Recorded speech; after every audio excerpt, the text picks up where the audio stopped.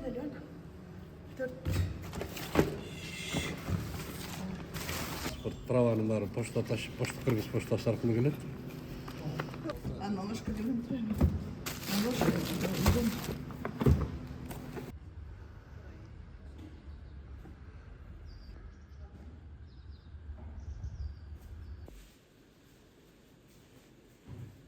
Соттор келди ма каттары?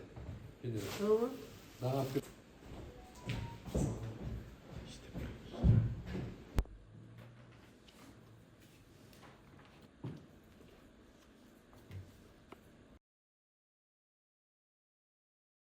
Почта менен эл кызматташа баштаган азыр өзүңүздөр көрүп атасыз.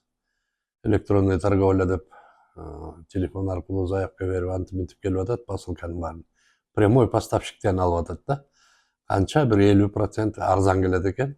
Ошондой посылкалар көбөйдү да мамлекеттерден. Кытай мамлекетинен Германияга чейин, Японияга чейин берип атат азыр. Латвия, Эстония тиги көрүнгөн жактан келип атат да. Россиядан дагы ошол эле заказдар менен алып атат. Көпчүлүк посылка көбөйүп кетти да азыр. Атка караганда ушундай бир посылкалар көбөйө баштады.